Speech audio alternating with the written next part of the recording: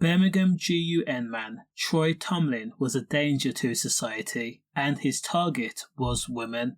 Impressionable women of the most vulnerable kind. So depraved was his desires that he used a pistol to rob and then two female friends. And then when he was done, he told the women that he would walk up to their homes and cane them right where they stood if they ever even thought about going to the police. They did, of course, and Troy's punishment was a jail sentence of life.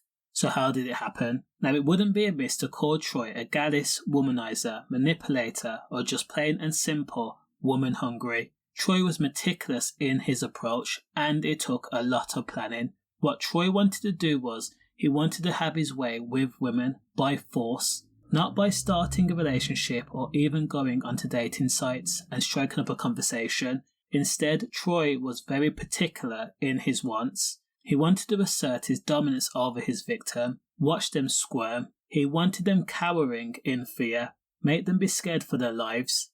Again, he wanted to take what they had by force, that was their mind and their body, and he wanted to make sure that the woman would be so scared, so afraid, so frightened, or too vulnerable that they would never report the crime to police.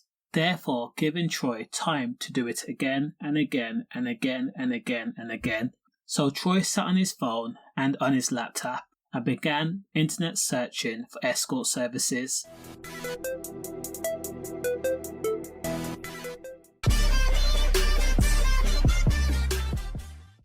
Once he found the website of his choice, Troy then scanned the profiles of women before settling in on his victim. So, once Troy made a decision, he then contacted the escort online and offered money for her services. Troy then arranged a meeting with the woman at one of their flats in 5 Ways on the outskirts of Birmingham city centre. The arranged date was June 1st of 2024. The woman stated her price and the Birmingham man agreed without hesitation. Now, Troy Tomlin, who is from Portland Road in Birmingham, sent a text message to the escort just before midnight on the night of the meeting on June 1st, and what he said was, "I'm on my way." Now, arriving at the flat, Troy had worn a face mask, and when the victim questioned, "Why are you wearing a face mask?" Troy explained that he had to wear one for his own protection and in order to conceal his identity, as he had just arrived straight from work and did not want his work colleagues to know that he was paying for services. Now, the woman just shrugged it off as nothing more. So the woman and Troy then entered the flat, and that's when things took a turn for the worse. It turned extremely dark. Without so much as a warning, Troy then pulled out his pistol from the waistband of his trousers and then pointed the item, the tool, square at the woman, the barrel moving over the woman's head down to her chest and then back up. In a detached and emotionless tone, Troy demanded to know how much money the woman made that night, and that he wanted that cash right now. Now, the victim, who was panicking, handed over some of the cash to Troy, but not satisfied, Troy took the woman around the flat as if canvassing the small space, and in the other bedroom, he found the woman's friend, who was also a woman too, and also an escort. In the same detached and emotionless tone, Troy then demanded her money. She too handed over the cash without hesitation. Initially, the women thought that their ordeal was over. They could deal with a robbery. However, Troy had other plans. He told the two women to take off their items, jumpers, jeans, and the lot. And then Troy did what he set off to do in the first place. Not one, but both women were then used repeatedly. He had awed them without remorse and immersed himself in that moment.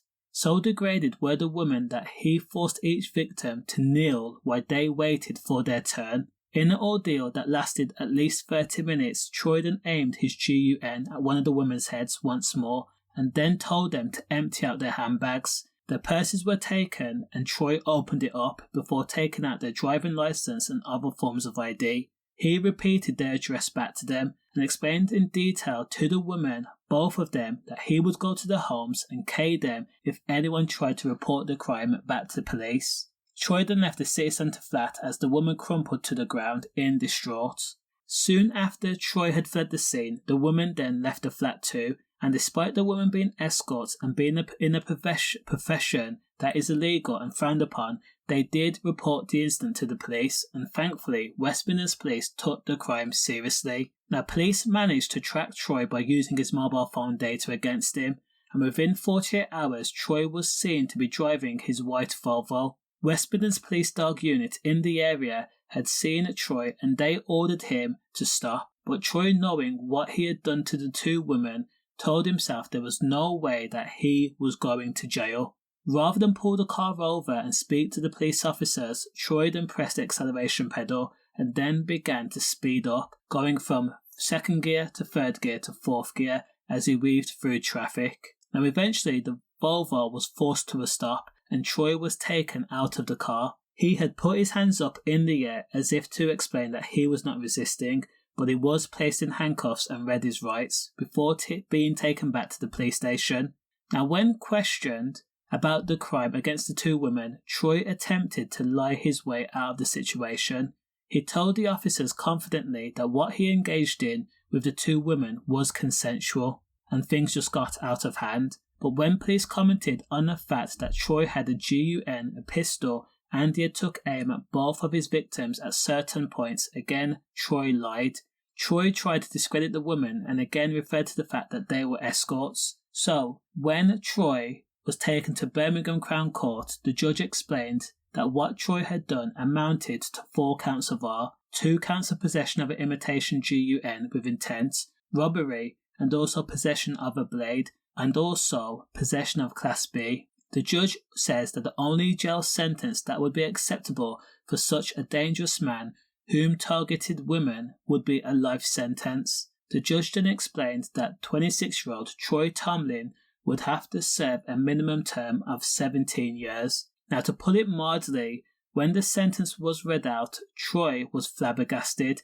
It was said that he had held back tears that were pooling in the corner of his eyes, but still he remained strong and remained silent and poised before being led away. Now, at the very least, Troy had significantly impacted the two victims' lives in the worst possible way. One of the victims says that they had suffered from anxiety and also bouts of depression. They could no longer trust men and were afraid to walk outside at night or even the daytime. They always questioned what men's motives were going to be when she spoke to them, and this was a direct result of Troy Tomlin's actions. It goes without saying, if Troy was not caught, then of course he would have done this again. He would have gone onto websites, escort pages, and then tried to contact another victim, and then had his way with them, and he would have used that same gun in order to incite fear into the woman's hearts.